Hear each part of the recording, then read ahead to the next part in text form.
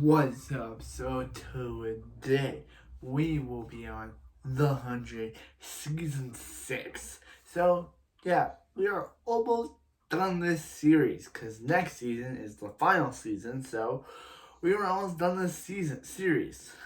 So yeah, um, so anyway, we will. So this season starts off with everyone discovering Monty's message about him and Harper's deaths at the end of last season. And everyone takes it well, except for Raven. She just storms out, pretty mad about Clark and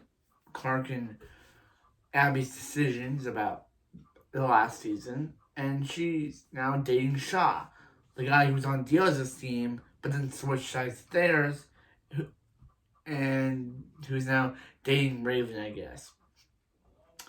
They immediately guess doing dirty scenes. So yeah, so they decided to go to the planet that Monty, cracked. Oh yeah, so this show kind of becomes Star Trek for the first two episodes because now they're trying to discover this planet. So it's kind of they turn into Star Trek, which I'm glad that this doesn't stay for the rest of the season and they do this whole thing that I'll mention, because this show would have been, not saying Star Trek isn't good, but I've never seen it, so the show wouldn't have been that good if it stuck with the whole they have to traverse galaxies thing. Yeah, it was only in this one episode that they literally visited one planet. So yeah, so we got a new character on this show, Jordan, Monty Harper's son. Yeah, who literally is in this season for half of the episodes. That is literally just gone from it until the finale. I don't know what happened to the actor that caused him not to be mentioned or even showing up on set until the finale episode, but he's literally gone. We'll mention that when we get to it, but he's literally gone and then doesn't reappear until the finale of the season. So yeah, sorry you got shafted, Jordan. You're a new character, and the writers didn't care enough to give you a full season. Hopefully in season 7 you get that, because season 6 did you dirty, man. As a new character who got introduced in season 5, at the end of season 5, season 6 should have been the season that he got a whole episode count about. But nope, he literally is gone for like 2 or 3 episodes at the end, and it doesn't show up until the finale. So I don't know what happened between Shannon Cook, Jordan's actor, and the writers that caused him to immediately get shafted and not appear until the finale. Yeah. Yeah, we got Jordan, Monty Harper's son, who,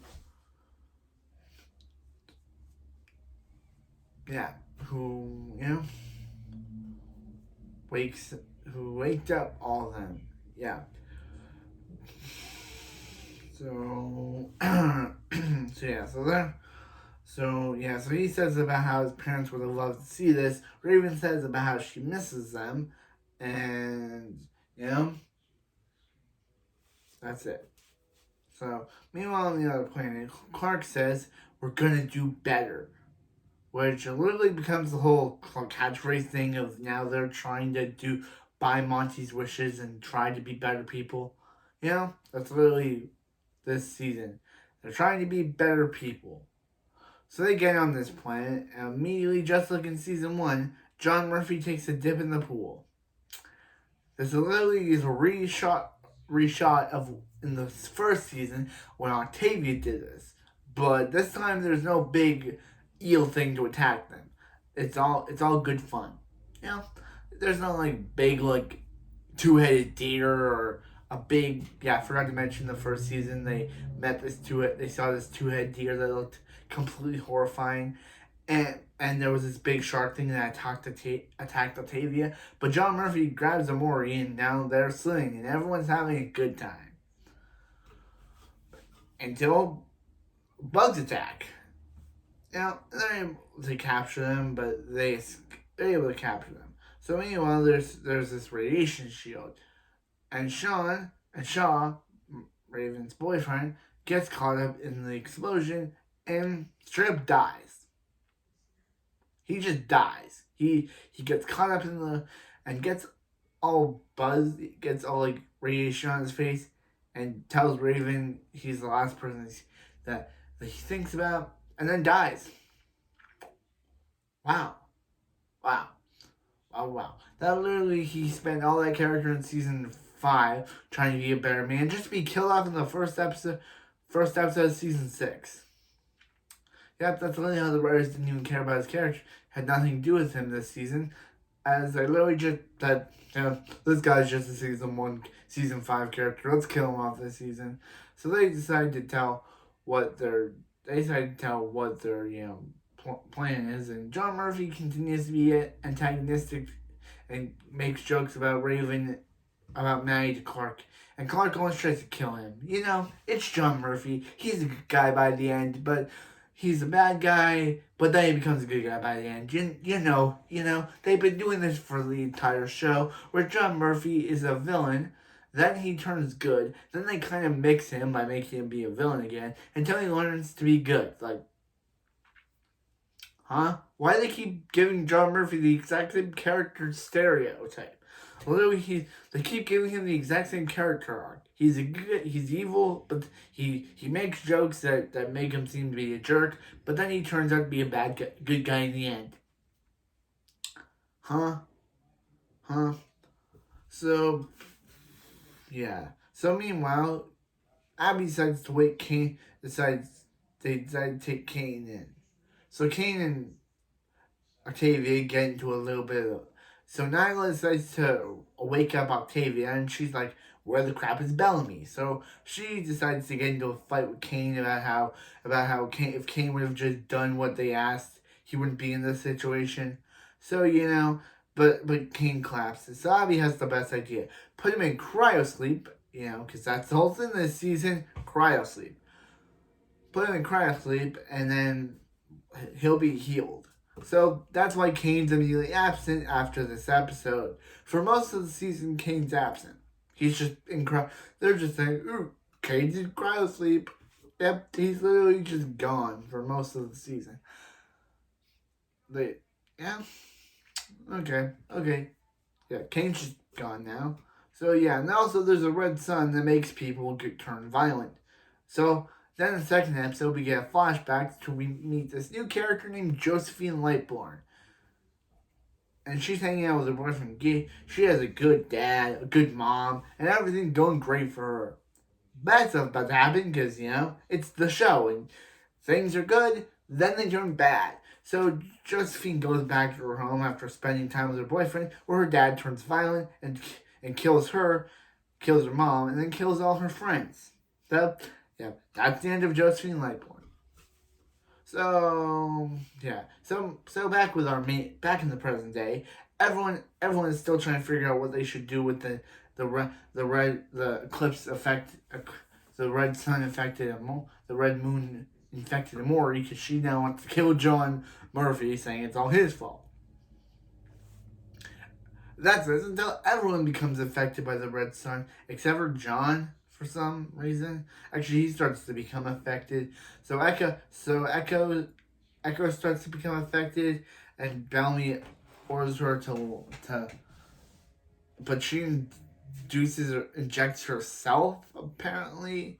Then Bellamy tries to kill John Murphy until he's stopped by Clark. Meanwhile, Meanwhile, this is the important part for the season, that the group is attacked by these black stormtrooper looking people, but they're able to kill one of their own.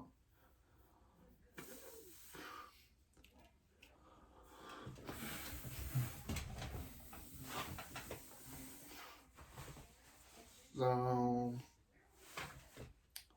yeah. So then kids show up and they ask Clark if she's gonna take them back to their home planet. But Clark's like, "You're not from here," and that's where we get into the third episode. So the third episode, we meet Russell Lightbourne, the father of Josephine Lightbourne from the opening. and his and the wife of Simone Lightbourne, also from the opening, from the flashback. So he welcomes Clark in. So yeah. So meanwhile on the ship, Gaia and Maggie are for some reason awakened. Crap Indra, I guess, because yeah, no one thinks of ever waking Indra from cryo sleep, and she's teaching Maddie how to stop the Dark Commander, a villain who has never been mentioned before, and has only been brought up for this season because they needed to have some evil force that is trying to turn Maddie against her group, and no one he wasn't a big threat before. He's only a threat because they need the show to have a secret villain group to turn Maddie secretly against her friends. This guy wasn't like this guy like Alexa was commander and she never brought this guy up saying, "Ooh, there's like a secret bad guy." Nope, he only exists because of reason, and Gaia is trying to teach Maddie how to stop him, I guess. But then this children of Gabriel come in who want to kill the primes, and they try to attack them. So meanwhile, back at Sanctum, Jordan is getting a love interest. Her name is Delilah, and she is really into him. She is really into this man. But then she gets kidnapped. Meanwhile, Octavia gets banished by Bellamy because she killed some of the primes and killed some of the bad guys. And Bellamy's like, "Yo, I want Octavia, not Blood Reina, so you're out." And that's when they meet Dieza, who else got kicked out by the primes because she's worse because they've seen her from her past apparently, even though she was on a prison ship the entire time. Yep, they seen her from her past, and she's worse than a German and worse than another guy, another evil man. So they kick her out. And Clark's like, "What about her daughter?" And they're like, "Yeah, she'll be welcomed, but not you, Diyoza. Get the crap out of here." So Diyoza leaves, and so yeah. But it's party time at the Lightbourne's house. Bellamy mentions about how the last time he had a party, Octavia was arrested on the Ark. He mentions that Echo how she can just be cool with this and not even miss Harper or Monty. But she's like, yes, she misses them, but she had a traumatic backstory, which she tells us here about how her father was killed by bad guys, and bad guys burned her mom alive right in front of her. So, yeah, that's her backstory. P.S. We get more of her backstory later on in the season. This is just a little bit clips of what Echo is. So, meanwhile, there's still some Bellamy Clark shippers out there. There's still some Bellamy Clark shippers out there. But Bellamy's dating Echo. So Clark decides to get with this guy.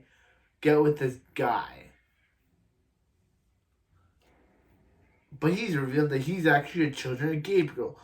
So when Clark tries to escape, he knocks her out with a dart thing that he used on Delilah earlier. That one of the guys used on Delilah earlier.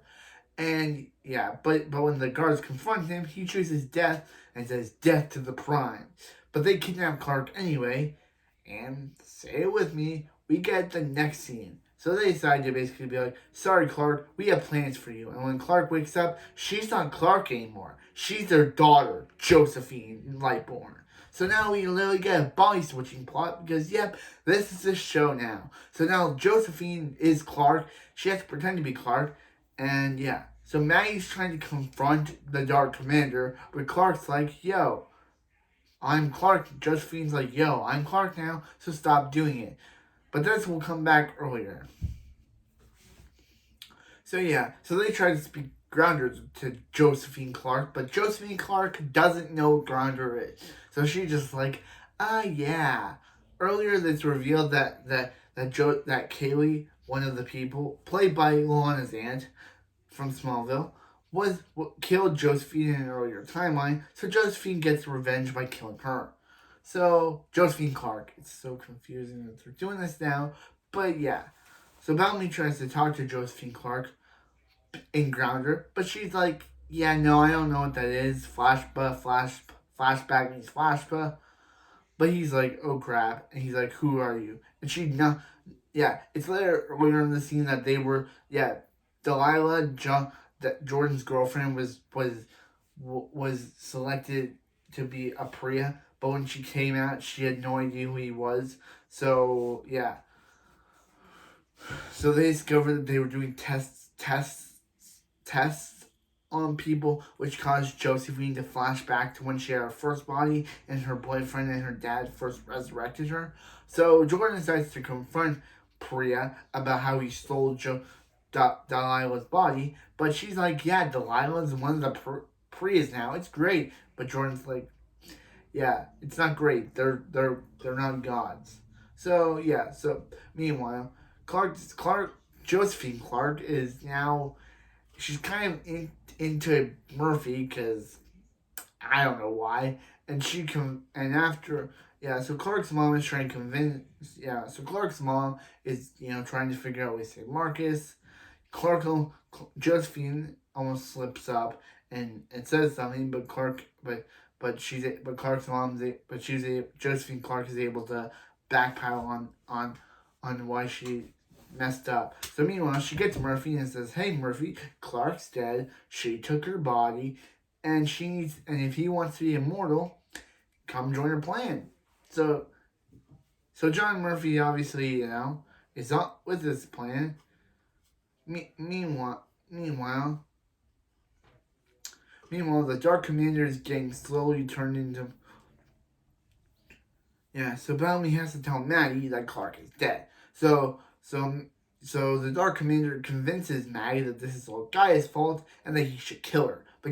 But Maggie says no and banishes Gaia, and now she seeks Dark Commander's help on how to kill the Primes. So yeah, Maggie's slowly turning evil, everyone, and this is seriously the story arc they're going for her this season. Her slowly turning evil. So Octavia. So meanwhile, Octavia and Diyoza. Meanwhile, with Octavia and Diyoza, they find Gabriel. They find the children. They find Gabriel in another man's body, and he convinces them to help him, but they get trapped by a flare, which causes them to see hallucinations. Even Diyoza's own daughter, which convinces her to go with her, and Diyoza goes through the green light. Octavia goes to follow her, but gets pushed back out of it, and doesn't remember what happened.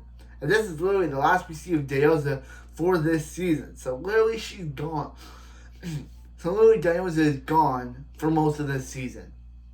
Yep, that's the last we see of her. She goes through the green light, and she's never seen again after this season. Maybe we'll see her in season 7, who knows? But for this season, that's the last we see of Diyoza. And that's the last we see of Diyoza for this season. So back with the other plotline again. Back with the other plotline again.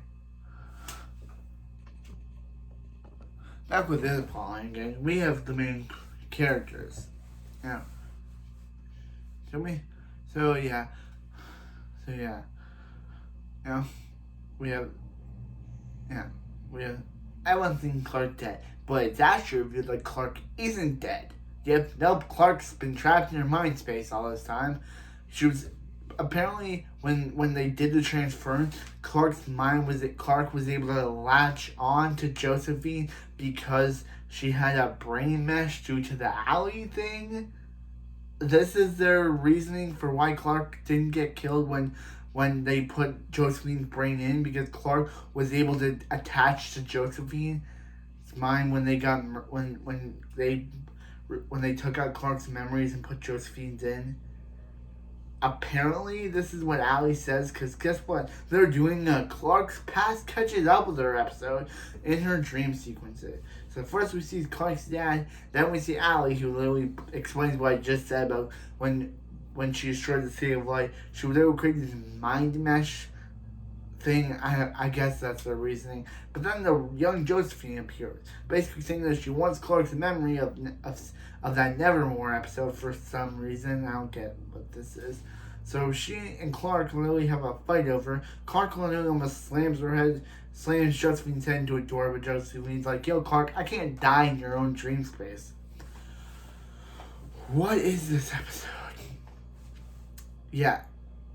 The whole reasoning for why Clark is still alive in her own dream space is that when she took the key into the City of Light and killed Allie, she was able to make it so, as I said before, that her mind mesh was able to latch onto Josephine's brain, and that's how she's alive. Yep. So she and Josephine get into a fight, and she's like, "Hey, Clark, I'll take that memory so she can die." So, yeah. Yeah, but, yeah. So, yeah, this is what's happening. Oh, yeah, so Clark and her have a fight. She tried to kill her. We see Maya from season 2, we see Blood Raina, who literally said, we see Clark get into a version of Blood Raina, who literally says, "Hey, Clark, if you care about me so much, then why isn't he in your own dream sequence?" And Josephine's like, "Wow, Clark, even your projections hate you." So she tells her to go after her. Blood Raina tells her to go after her. She bumps into Maya. Clark realizes that she's in control of her own brain, so she takes the key, which is able to push out control of the unrated version of Maya that puts a collar on to Josephine that electrocutes her, but she allows it to happen so she can just be reincarnated and, have a version of her father help Clark. So she takes her back to when Finn died, and this is the memory Clark has been running away from all this time. So Clark eventually gives up and lets Josephine have the memory, but then season 1 Monty shows up and says, "Yo, Clark, you really think the Clark I would know wouldn't just give up?" So she and Monty team up to go into Josephine's memories, and they discover that there's a point where we see the point where Kaylee kills an older version of Josephine and pushes her out a window. Then we see a flashback of when an older version of Josephine killed her friend Aaron, Victor, and then we see a younger Josephine where her stalker kills himself, and this is when Josephine tells Clark to get the crap out of her mind. So Josephine thinks she's winning, but Clark and Monty are able to put together a plan where when Bellamy's making a deal with Russell's father, when Bellamy's making a deal with Russell, he sees Josephine tapping on an SOS thing, and that's where Bellamy makes puts two and two together and says that Clark's alive.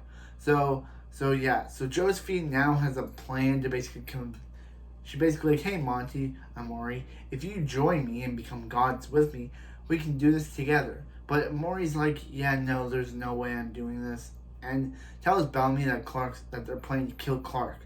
So he said, so Amori's running away. John and Josephine. Yeah, where did they say John and Josephine? John Josephine, but then they're confronted by the other characters.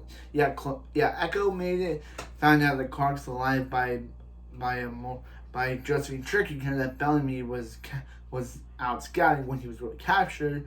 So but then when she kidnapped one of Josephine's number 2, that's when she made the connection. But then Bellamy's like, "Yeah, I'm gonna betray you, John. So they do it, but Russell knows about this, and Russell knows about this plan to kidnap Josephine. So he's sends it all into lockdown. So Bellamy takes Josephine into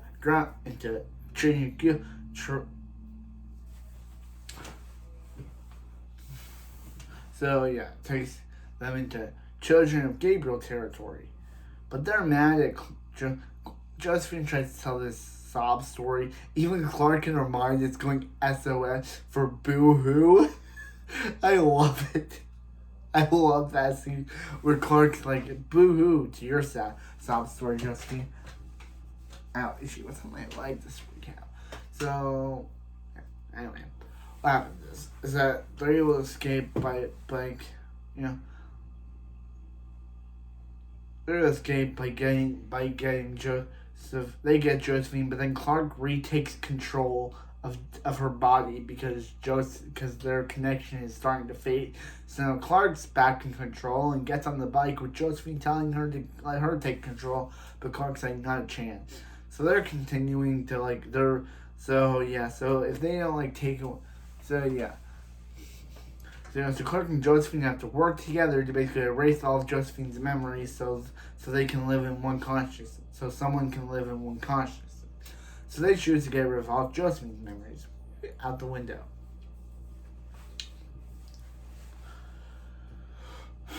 Yeah. It's a weird thing. So yeah. So Josephine's back in control until he's found by children of Gabriel, and they know. Yeah. So Josephine says about how she loves Gabriel because they used to be an item, remember? But Josephine, she decides to take the mind drive out of Josephine. You know? So Josephine stabs Clark, killing her, but Bellamy's reason to live gives Clark another chance to to slice Josephine, blowing her to bits. Bye-bye, Jojo. But Bellamy's also reason to fight gives Clark another reason to come back to life. Ooh, are you loving the Clark of me? It's kind of funny that I just learned that Clark and Bellamy's actors, Eliza Taylor and Bob Morley, are married in real life. It's weird to see them on this show when knowing that they're actually married during when this season was airing. It's weird. Or when season 7 was airing, they were married. It's weird. And also, yeah, in episode 11, that episode is directed by Bellamy's actor, Bob Morley, when he's actually in the episode. So Clark decides to come up with his plan. So they meet with the other children of Gabriel, who are pretty mad that he basically took someone's brother, and they're gonna kill him, but they still think that Clark's Josephine, so they tell, even though they say don't, she's not Josephine anymore, so they tell Clark to stay behind because guess what, she doesn't do anything anymore. So meanwhile, back with the other characters, Maddie's continuing on her dark path of being evil. So she kills 2 primes, but as she's about to kill Delilah, Jordan takes the stab for his girlfriend because he still thinks she's in there when she's not. And that's the part where I mentioned where Jordan is completely gone from the rest of the episodes. After the stab, he's gone for most of the season until the finale episode. I don't know what was going on between Jordan and the cast and crew to literally just sideline him until the finale episode. But boy, was that weird that he literally is meant to be a main character, but he doesn't get refocused until the finale. So Jordan's literally now gone. I guess he's in the hospital off screen. But now they have a plan to basically turn everyone. But then this guy kills Russell's mom. So that kills Russell's wife. So they have a plan to turn Echo into his next wife, where Echo's backstory is revealed. She used to be a character. She used to be a girl named Ash, and her best friend was Echo. But then the Queen of Azgeda made Ash and Echo, who is Echo now, fight for the role of. So Ash kills the original Echo, but since they were supposed to bring an Echo to the thing, they give her the name Echo. And that's why her name is Echo, because her friend that she killed was supposed to be, the real Echo was supposed to go, but since Ash killed Echo, she got the name Echo. And this basically just killing her friend basically messed her up and made her made her a kill. Wait, what is it called? A stone cold killer. Yep, this killing her friend basically messed up her mind and made her only care about killing. And that's literally all we get about her backstory. Are we gonna get it in season 7? Because this is all we get for it. So yeah. So so yeah. So what happens is that the Echo kills Riker. Clark goes to the back to Sanctum pretending to be Josephine. Yeah, and I kept saying this entire episode. Clark is such a good actor. She never breaks character. She never breaks character during the scenes with as Josephine. So Maggie tries to talk to Clark, but Clark still pretends to be Josephine. So Maggie gets all mad, telling the Lightborns how she's gonna burn their whole world to the ground and kill them. So yeah, Maggie. I feel bad for Maggie here because she's. We know that's Clark, but Clark has to lie to her to think she's Josephine. So Maggie saying she's gonna kill them. So yeah, so Abby, speaking of Abby, Abby gets a storyline this season where she tries to bring back Kane, but yeah, she decides to bring back Kane, but she decides to use it on this guy. So that guy now becomes Kane. But new Kane 2.0, doesn't like that Abby just sacrificed a random guy to bring him back, so he chooses to float himself. Indra gets brought back to do this, and so does Raven. So Abby gets one goodbye to Kane as Abby's second lover floats himself, and that's the end of Kane. Yep, literally he didn't like that they were making the Primes think that the people that they took over were still inside there, so he literally floated himself just to do it. Yep, and that's literally Kane's character. I'm glad we got to spend 6 seasons with the guy, because he's really grown on me as a character. And knowing that they just decided to kill him off, was it because they wanted to get death? Was the actor wanting to leave? Who knows? I'm going to say it was a good death, because I don't think the actor wanted to leave. So Abby and Raven are brought down to Sanctum, where she's reunited with Clark, but Clark has to tell her that she's still Josephine until after the Bloodborns leave, where she does tell them that she's Clark. Maggie's still unconscious, by the way, so she doesn't hear or see this, so she still thinks that Josephine. Yeah. But Russell has a plan. He kidnapped Abby and basically wipes her mind, basically killing Abby. Yeah, where Abby has one last flashback of Jake. But then when we next see Abby, she has become the new host of Simone Lightborn. And now Clark has to pretend like saying, "Oh yeah, Simone's her mom." So yeah, so they're like, "Yeah, we're gonna take the place." So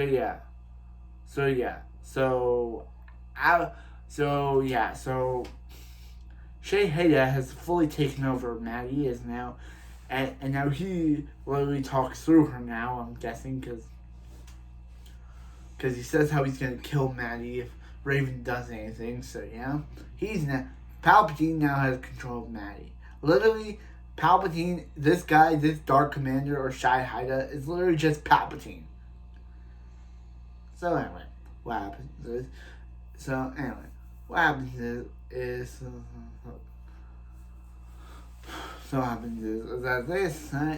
that Shay Hayda decides to get all the One Crew to follow him, which gets them all killed. That was a really dumb plan, Shay Hayda. Why would you want to kill all your commanders? The Lightborns killed them all. So they're like saying, hey, they're gonna be in cryosleep. But as they're gone, Abby says that Simone says that she was just Abby in disguise, but she wasn't. She was just using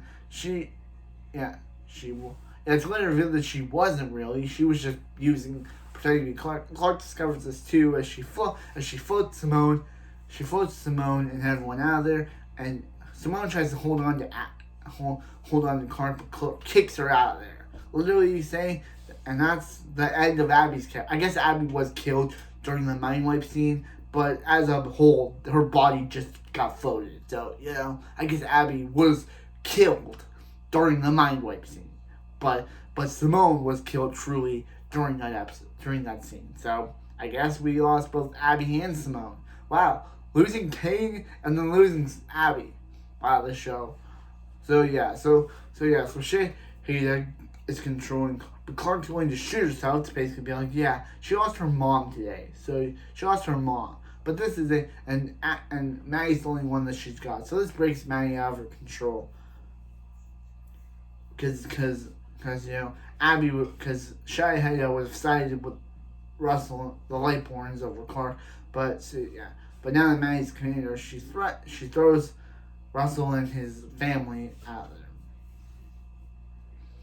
She throws Russell and his family out of there. Meanwhile, back on Earth, Jordan is finally back in this finale. He's been put into this meditative state. It's called adjustment protocol. He's literally put into this meditative state. Yep. That's literally what they've been doing him. They've been wasting episodes of him just saying, oh yeah, he was just stuck in a mantra pose for hours. So meanwhile, the funniest thing happened. John is pretending to be this guy's Ben's fiance. So what does the fiance do? He kisses John Murphy on the lips. He kisses him, goes for the full kiss. And it's just so funny. Is John Murphy gay? No, he's not. But he and Maury are pretending to be a brother and pretending to be primes to her brother and sister, which is weird. But the brother is dating this other guy, who John Murphy who thinks that's the brother, so he kisses John Murphy, and John Murphy's like, okay.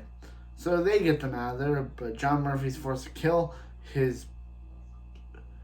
who the guy thinks is his boyfriend. So John Murphy's supposed to kiss his supposed prime's boyfriend, and says, "I like you," and that was a good kiss. This show. This was the only part of the season. This was the only scene that made me laugh so hard. Because it's so funny. It's out of nowhere that they literally started to put in a kiss scene for John Murphy. So he and Morty get out of there. But the woman who killed the girl burns herself on fire. Gabriel's like, Gabriel put antitoxin in the... So they will get all out of there. So so they're able to... So they're trying to back on the ship. They're trying to download Shay Hayda from Maddie. So they take the commander's thing. I don't know how. They literally said they couldn't do it before because she changed the passcode. But here they're able to do it freely. So they do it, and now Maddie's no longer commander. But something happened. Shay Hayda gets uploaded somewhere. So maybe in season 7 he'll come back as a new villain. So now he's somewhere. Ready to be readied up for season 7. So Clark and the gang are back on her. So are back on Earth apparently. So it's revealed that Jordan has 2 of the chips, so maybe he wants to have his body swapped to someone else. I don't know. He has one, so I'm guessing they'll try to do the body snatching with him next in season 7. Who knows? Yeah. But meanwhile, so during the battle they discovered that Octavia had a random symbol. So they go to that symbol and it doesn't work. So meanwhile, Fleur shows up, and who shows up but Deoza's adult daughter Hope, who hugs Octavia and then stabs her. But then Octavia says to talk to them, whoever they are, as Thanos decides to be like, I'm inevitable, and snaps Octavia from existence. What? And Bellamy yells Octavia as the season ends? So Octavia just got snapped away by Thanos, apparently. I know it's not right by Thanos, but it's one. Yeah. Or by Tony Stark, because this came out in 2019, so, around the same year as Avengers Endgame. So maybe Tony decided to snap away Octavia into green dust. But what's up with the deal with the Diyoza daughter thing from the future? Where is it? So anyway, that's it for this video. And I hope I see you next time when we see our characters one last time with Season 7. Man, I'm gonna miss them. Even Octavia too. The fact that season that Octavia had to come with the whole, getting infected by a thing that made her relive Pike and Blood Raina and and Octavia had to kill Blood Raina to finally put her to rest was kind of interesting. But I mean, that's it for That's it for the 100, and I'm back in a part of Blood Crew signing off. Yes, that is my new crew. I call it Blood Crew after Blood Raina. Yeah, I know it's wrong, but But anyway, that's it for this video, and I'll see you next time when we review the 7th and final season of the 100, Season 7. Also, the Negan poster. Yeah, the Negan calendar. Forgot to mention that the calendar for this season, for this month, is Negan. Because of course, and Negan. Yeah, it is. It's Negan Diggity Dog. It's Negan Diggity Dog. Yeah, those are some good things, Rickety Rick. Yeah, Rick. Yeah, you see Rick Grimes over here? He's the white boy.